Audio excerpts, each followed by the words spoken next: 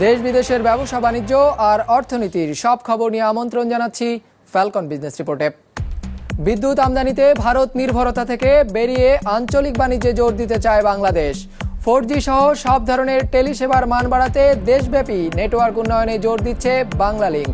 পতনের ধারা থেকে বেরোতে পারছে না ঢাকা শেয়ার বাজার, 7 দিনে সূচক পড়েছে 327 পয়েন্ট। এমন সব খবর নিয়েই আমাদের আজকের আয়োজন। কোনো একক দেশ নয়, বিদ্যুৎ আমদানিতে আঞ্চলিক বাণিজ্যেই বেশি আগ্রহ বাংলাদেশের।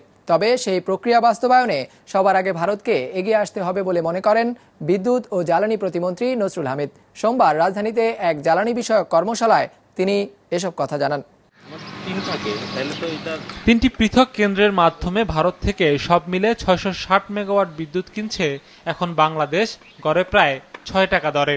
আমদানির প্রক্রিয়ায় আছে আরও 3000 মেগাওয়াট, যেখানে দেশটির বেসরকারি খাত থেকে আসবে 1600 মেগাওয়াট। গবেষকরা বলছেন সামনের দিনে আমদানির এই পরিমাণ আরও বাড়বে। India is going to be to surplus with regard to power production, power generation, 462,000 megawatt by 2022, where India's requirement would be 294,000 megawatt. And Bangladesh will remain to be a power-hungry country, and that India can play a surplus power-generating neighbors can help us a lot. বিদ্যুতের এই দ্বিপাক্ষিক বাণিজ্য নিয়ে অনুষ্ঠানে একটি প্রতিবেদন তুলে ধরে ভারতীয় গবেষণা সংস্থা IRAD। বলা হয় 2030 সাল নাগাদ দেশের মোট বিদ্যুতের 30% ভারত থেকে আনা গেলে এ খাতে বাংলাদেশের খরচ কমবে 15%। যদিও সরকারের বিদ্যুৎ মহাপরিকল্পনা অনুযায়ী একটি দেশ থেকে 16% বেশি আমদানির সুযোগ নেই। Depending for power, more than 30% of its power from India is a huge psychological kind of barrier for Bangladesh. A large number of people are very scared that we shouldn't get dependent so much on India.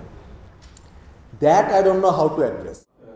সরকারের ভাবনাটাও একই রকম। তাই এরই মধ্যে ভারতের বাইরে নেপাল আর ভুটান থেকে জলবিদ্যুৎ আমদানির প্রক্রিয়া চূড়ান্ত করেছে সরকার। বাংলাদেশের কাছে বিদ্যুৎ বিক্রিতে আগ্রহ দেখিয়েছে মিয়ানমার আর চীনও। তবে সেই আঞ্চলিক সরবরাহ ব্যবস্থাকে কার্যকর করতে ভারতকে তাদের বিদ্যুৎ বাণিজ্য সংক্রান্ত আইন বাস্তবায়ন করতে হবে, যা আটকে আছে গেল প্রায় 1 বছর ধরে। SAARC countries itself, all the countries, if they start on cooperating themselves, like using their powers, open up the market for investment. So only thing what we need actually, India should take a big step on that. And we want to see a bigger leap for them. আমদানির পাশাপাশি সেই বিদ্যুতের নিরবিচ্ছিন্ন সরবরাহ নিশ্চিত করতে সঞ্চালন লাইনের মান উন্নয়নের পরামর্শ আসে কর্মশালায়। সৌরভ রহমান, বিজনেস রিপোর্ট, মাছরাঙা টেলিভিশন। আগামী 3 মাসের মধ্যে দেশের জনসংখ্যার 30% আর 64 জেলায় 4G মোবাইল সেবা নিশ্চিত করবে বাংলালিংক। সেবার মান বাড়াতে নেটওয়ার্ক উন্নয়নে আগামী 2 বছরে 8,000 কোটি টাকাও তারা বিনিয়োগ করবে। এক সংবাদ সম্মেলনে এসব কথা জানিয়েছে অপারেটরটি। 15 থেকে 30 Mbps পর্যন্ত ডাউনলোড স্পিড। সোমবার বাংলালিংকের 4Gর এমন গতিরই দেখা মিলছিল তাদের কার্যালয়ে। তবে ঢাকার বাইরে অল্প কিছু জায়গাতেই এই সেবা চালু করতে পেরেছে অপারেটরটি। সব মিলিয়ে 9,500 BTS বা টাওয়ারের মধ্যে 400টিকে তারা এখন পর্যন্ত 4Gর জন্য প্রস্তুত করেছে। পরিকল্পনা অনুযায়ী আগামী জুন নাগাদ এই সংখ্যা তারা নিয়ে যেতে চায় 3,000-এ। We are covering all district headquarters to the license requirement in the first 3 months. And that takes us to 30% population coverage, and that I think illustrates our ambition.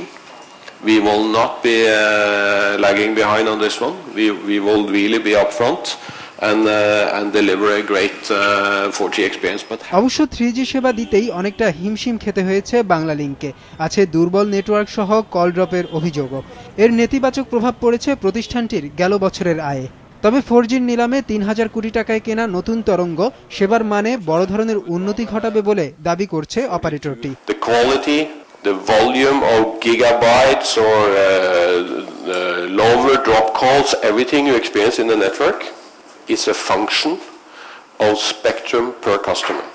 And when we went to the spectrum auction, we invested so that we have more spectrum per customer than any other of the private operators.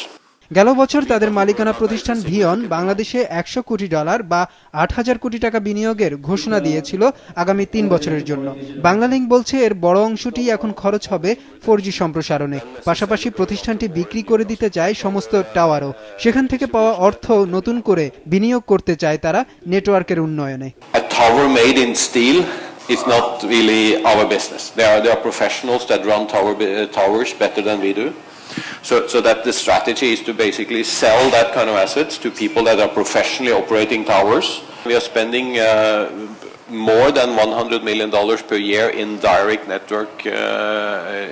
network investments, what we call capex in the accounts. Then we are of course also investing a lot in operational expenses to make our network efficient, and we have just recently spent around $350 to $400 million on spectrum. So very quickly you can see this adding up to $1 billion. বাংলালিংকের দাবি প্রতিদিন 22,000 থেকে 25,000 4G গ্রাহক তাদের নেটওয়ার্কে যুক্ত হচ্ছে, যার মোট সংখ্যা দাঁড়িয়েছে 1,20,000-এ। ফয়সাল শুভন, বিজনেস রিপোর্ট, মাছরাঙা টেলিভিশন। 18 কোটি 72 লাখ টাকার পাওনা নির্ধারিত সময়ে পরিশোধ না করে কর ফাঁকি দিয়েছে মোবাইল অপারেটর রবি আজিয়াটা। এমন অভিযোগে আগামী 3 দিন তাদের অ্যাকাউন্ট জব্দ রাখতে সব ব্যাংকে চিঠি পাঠিয়েছে জাতীয় রাজস্ব বোর্ড এনবিআর। বৃহৎ করদাতা ইউনিটের পাঠানো চিঠি অনুযায়ী অপরিশোধিত সম্পূরক শুল্ক বাবদ রবির কাছে এনবিআর-এর 10 কোটি 35 লাখ টাকা পাওনা রয়েছে। স্থান ও স্থাপনা ভাড়ার উপর প্রযোজ্য মূসকের পরিমাণ 6 কোটি 74 লাখ টাকা। 81 লাখ টাকা করে পাওনা রয়েছে অপ্রদর্শিত সিম আর বিটিসিএলকে দেয়া সেবার মূসক বাবদ। সময়মতো সরকারি কোষাগারে মোট 18 কোটি 72 লাখ টাকা জমা না দিয়ে রবি কর ফাঁকি দিয়েছে বলে অভিযোগ এনেছে এনবিআর। তবে এই অভিযোগ অস্বীকার করে রবি বলছে বিষয়টি রাজস্ব বোর্ডের সাথে চলা দীর্ঘদিনের কর বিরোধ। এক্ষেত্রে আইন অনুযায়ী কোনো রকম শুনানির সুযোগ না দিয়েই এনবিআর তাদের বিরুদ্ধে ব্যবস্থা নিয়েছে। কি আছে স্যামসাং এর নতুন ফোন গ্যালাক্সি S9-এ সে খবর জানাবো বিরতির পর।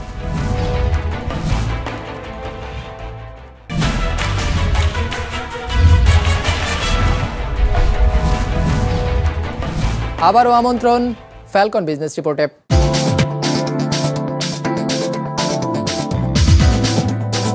টানা পতনের ধারা থেকে বেরোতে পারছে না ঢাকা শেয়ার বাজার। সূচক পতন হয়েছে প্রায় 1 ভাগের মতো। সার্বিক সূচক DAX 57 পয়েন্ট কমে দাঁড়িয়েছে 5,774-এ। লেনদেন হয়েছে 350 কোটি টাকার। দর কমেছে বেশিরভাগ শেয়ারের, কমেছে 249টির, বেড়েছে 38টির। এবার বাজার নিয়ে বিশ্লেষণ শুনবো IDLC অ্যাসেট ম্যানেজমেন্টের। আজ মার্কেটে মোট লেনদেনের পরিমাণ ছিল 350.6 কোটি টাকা, যা গত সেশনের তুলনায় প্রায় 9% কম। আজকের দিনে সর্বোচ্চ লেনদেন হয়েছে ইঞ্জিনিয়ারিং খাতটিতে। মোট লেনদেনের 17.2% এসেছে এই খাতটি থেকে। দ্বিতীয় সর্বোচ্চ লেনদেন হয়েছে ফার্মাসিউটিক্যালস এবং কেমিক্যাল সেক্টরটিতে। আজ মেজর সেক্টরগুলোর মধ্যে মিসসেলেনিয়াস ছাড়া বাকি সবকটি সেক্টরই ছিল নেগেটিভ। এর মধ্যে সবচেয়ে বেশি বাজার মূলধন হারিয়েছে নন লাইফ ইন্স্যুরেন্স, NBFI এবং ইঞ্জিনিয়ারিং সেক্টরগুলো। এই সেক্টরগুলো যথাক্রমে 1.9%, 1.5% এবং 1.3% নেগেটিভ ছিল। অন্যদিকে গত 7টি সেশনে টানা দরপতনের ফলে সবচেয়ে বেশি বাজার মূলধন হারিয়েছে NBFI এবং ব্যাংক। সেক্টরগুলো যথাক্রমে 7.4% এবং 7.2% বাজার মূলধন হারিয়েছে। মুদ্রানীতিতে ঋণ আমানতের অনুপাত কমানো এবং কৌশলগত বিনিয়োগকারী ইস্যুতে বিনিয়োগকারীদের মধ্যে অহেতুক আতঙ্কের সৃষ্টি হয়েছে, যা পুঁজিবাজারের দরপতনের পেছনের কারণ বলে মনে করছে ঢাকা স্টক এক্সচেঞ্জ। পুঁজিবাজারে বড় ধরনের দরপতন শুরু হয় গেল 15 ফেব্রুয়ারি DAX সূচক 52 পয়েন্ট হারিয়ে। এরপর থেকে গেল 7 দিনে টানা দরপতনে সূচক কমেছে 327 পয়েন্ট, কমে দাঁড়িয়েছে 5,774 পয়েন্ট সোমবার পর্যন্ত, যা গত বছরের 9 জুলাইয়ের পর সর্বনিম্ন। বাজারে মূলধন কমেছে প্রায় 20,000 কোটি টাকার। এমন অবস্থায় পতনের কারণ খুঁজতে এবং করণীয় ঠিক করতে বৃহৎ বিনিয়োগকারীদের সাথে সোমবার জরুরি বৈঠক করল ঢাকা স্টক এক্সচেঞ্জ। যে সংকটার সৃষ্টি হতে পারে বা হয় মাঝে মধ্যে, সেটাকে আমরা বিনিয়োগকারীদের কাছে পৌঁছে দিতে চাই যে বাজারের এটা একটা ক্যারেক্টার। এই ক্যারেক্টারে আপনার অ্যাডজাস্টমেন্ট হবে এবং সেখানে আবার কিছুটা ইন্ডেক্সের উত্থান পতনের বিষয়টা অত্যন্ত স্বাভাবিক বিষয়। ডিএসসি বলছে জানুয়ারিতে ঘোষিত মুদ্রানীতিতে ঋণ আমানত অনুপাত দ্রুত কমিয়ে আনার ঘোষণায় বিনিয়োগকারীদের মধ্যে আতঙ্ক দেখা দেয়, যার প্রভাব পড়েছে বাজারে। তবে বাংলাদেশ ব্যাংক এই নির্দেশনা বাস্তবায়নের মেয়াদ বাড়ানোয় পুঁজিবাজার আবারও ঘুরে দাঁড়াবে বলে আশা করছে ঢাকা স্টক এক্সচেঞ্জ।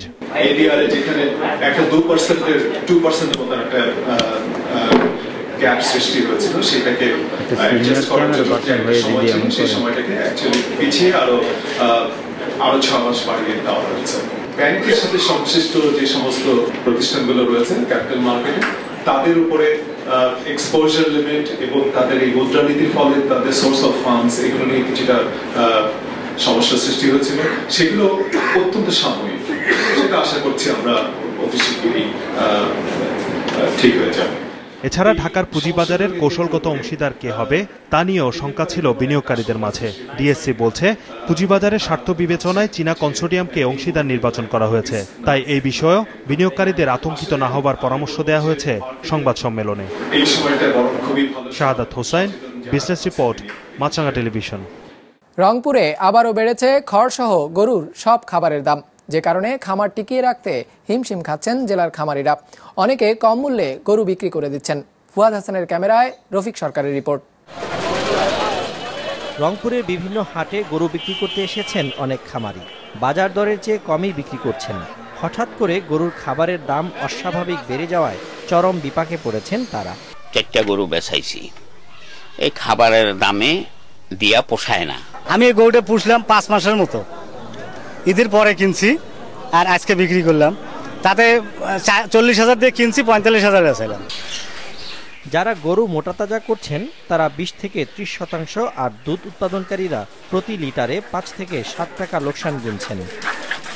খামারের অবস্থা ভালো না, ভর্তুকি দিয়ে চালাতে হচ্ছে এবং খামার সম্ভবত উঠাই দিতে হবে। খড়টা কিনতেছি 5 টাকা আটি, যেটা বাংলাদেশে কখনো হয়নি। ধানের কুড়াটা এটা 280 থেকে 300 টাকার মধ্যেই আমরা কিনতে পারতাম। এবছর 500 টাকা হয়ে গেছে, 500 টাকা থেকে 900 টাকা হয়ে গেছে। গত বছর বন্যায় ফসলের ব্যাপক ক্ষতির কারণে পর্যাপ্ত খড় মজুত করা যায়নি। বর্তমানে খাবার কমে আসায় দাম বাড়িয়ে দিয়েছে ব্যবসায়ীরা। ধানের গুঁড়া আনতে হয় আমাদের পঞ্চগড় ঠাকুরগাঁ থেকে আনতে হয়, ওদিক দিয়ে আনতে হয়। এতে গাড়ি ভাড়া বেশি পড়ে, লেবার খরচ বেশি পড়ে। এগুলোর কারণে ধানের গুঁড়া দাম এখন মূল্য অনেক বেশি। বন্যা হওয়ার কারণে দামটা বেশি গেছে, ওই জন্য এবার গৃহস্থরা কমে দিচ্ছে না, দেখি বাজারটা আর কি বেশি হচ্ছে, বেশি রেটে কিনতে হচ্ছে, ওই জন্য বেশি রেটে আমরা বেচতেছি। জেলার প্রাণী সম্পদ কর্মকর্তারা বলছেন গরুর খাবারের দাম নিয়ন্ত্রণ বা তদারকির এখতিয়ার তাদের নেই। গরুকে বেশি করে প্রাকৃতিক ঘাস খাওয়ানোর পরামর্শ দিচ্ছেন তারা। একটু চিন্তা করা দরকার যে ভর্তুকি দেওয়া যায় কিনা, শুধু ভর্তুকি না, সাথে ওই যে প্রোডাকশন কস্ট কমায় নিয়ে আসতে হবে। যেমন গ্রিন গ্যাস যেটা বললাম, নেপিয়ার ঘাস, পাকচং ঘাস আমরা বোধহয় দেখবেন কুষারের মতন এই ঘাসগুলো কিন্তু মানুষ ব্যাপক আকারে করতেছে, এতে কিন্তু কিছুটা প্রোডাকশন কস্ট কমে আসবে। ছোট বড় মিলে রংপুরে প্রায় 5,000 গরুর খামার রয়েছে। এসব খামারে কর্মসংস্থান হয়েছে প্রায় 30,000 মানুষের।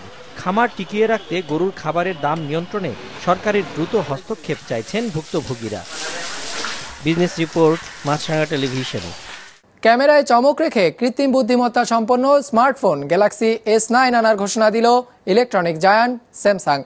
9 ও 9+ মডেলের ফোন দুটি বাজারে আসছে মধ্য মার্চ থেকে। বাংলাদেশি টাকায় যার দাম পড়বে প্রায় 60,000 টাকা। বিস্তারিত ডেস্ক রিপোর্টে। স্মার্টফোনের ক্যামেরা কোনো অচেনা ভাষার উপর ধরলেই সঙ্গে সঙ্গে তা অনুবাদ হয়ে ভেসে উঠবে স্ক্রিনে। আর রেস্তোরাঁর কোনো খাবারের ওপর ধরা মাত্র বলে দেবে নাম, পরিমাণ ও সেখানে কতটুকু ক্যালোরি রয়েছে সেই তথ্য। এমনকি আকাশের দিকে ক্যামেরা তাক করতেই তাপমাত্রা কিংবা আবহাওয়ার খবর জানাবে এর ব্যবহারকারীকে। এমন কৃত্রিম বুদ্ধিমত্তা সম্পন্ন স্মার্টফোন গ্যালাক্সি S9 বাজারে আনার ঘোষণা দিল দক্ষিণ কোরিয়ার প্রযুক্তি প্রতিষ্ঠান স্যামসাং। স্পেনের বার্সেলোনায় শুরু হওয়া মোবাইল ওয়ার্ল্ড কংগ্রেসের আগেই যা সবার সামনে উন্মোচন করা হয়। Ladies and gentlemen, I give you Galaxy S9 and S9 Plus. প্রতিবারের মতো এবারও স্যামসাং চমক দেখিয়েছে ফোনের ক্যামেরা প্রযুক্তিতে। এর ডুয়েল অ্যাপারচার যুক্ত ক্যামেরা আলো কিংবা অন্ধকারে ছবি তুলতে সমানভাবে পারদর্শী।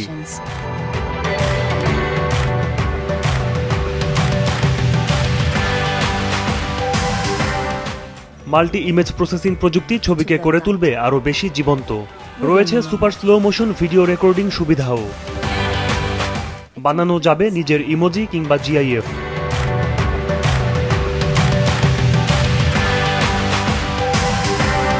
As Samsung, we believe it's time for a new kind of phone, not just a great smartphone that takes good pictures. A breakthrough camera that sees the world clearly in any light. Build around an amazing smartphone. Galaxy S9 আর 9 plus model দুটি পাওয়া যাবে 6.2 inch আর 5.8 inch পর্দায়। Biometric authentication ও facial রিকগনিশনের সমন্বয়ে 2 স্তরের নিরাপত্তা ব্যবস্থা রয়েছে এতে, যা ব্যবহারকারীর ব্যবসায়িক তথ্যকে সুরক্ষিত রাখবে। এমনকি ফোনটিকে ব্যবহার করা যাবে ডেস্কটপের কাজেও। তরুণ প্রযুক্তিপ্রেমীদের কথা মাথায় রেখে সামাজিক যোগাযোগ মাধ্যম উপযোগী করেই ফোন দুটি তৈরি করা হয়েছে। It's not the text we send or the updates we post that convey who we are anymore. And the most important function of a phone is not making calls. নতুন 2 ফোনের মাধ্যমে স্মার্টফোনের বাজার দখলে স্যামসাং এগিয়ে থাকবে বলা হলেও বিশ্লেষকরা বলছেন এটি S8 থেকে খুব একটা আলাদা নয়। Essentially, the S9 isn't massively different cosmetically to the S8. To an uneducated consumer, they'll look at it and think it looks similar. So Samsung really needed to land some key features like the camera, like the sound, like the emojis and all those things to make people realize that it is a step up from the last model. Galaxy S9 এর বাজার মূল্য নির্ধারণ করা হয়েছে $720 আর S9 প্লাসের মূল্য $840। মার্চের মাঝামাঝি নাগাদ যা বাজারে পাওয়া যাবে। ইমতিয়াজ হাসান, বিজনেস রিপোর্ট, মাছরাঙ্গা টেলিভিশন। আমাদের যে কোনো পর্ব নিজেদের সুবিধাজনক সময়ে দেখতে সাবস্ক্রাইব করুন বিজনেস রিপোর্টের ইউটিউব চ্যানেল। ফেসবুক পেজে লাইক দিয়ে আপডেট থাকুন ব্যবসা বাণিজ্যের আলোচিত সব ঘটনা সম্পর্কে। আর আপনাদের মতামত জানান ইনবক্সে। আজ এটুকুই, বিদায় নিচ্ছি, ভালো থাকবেন।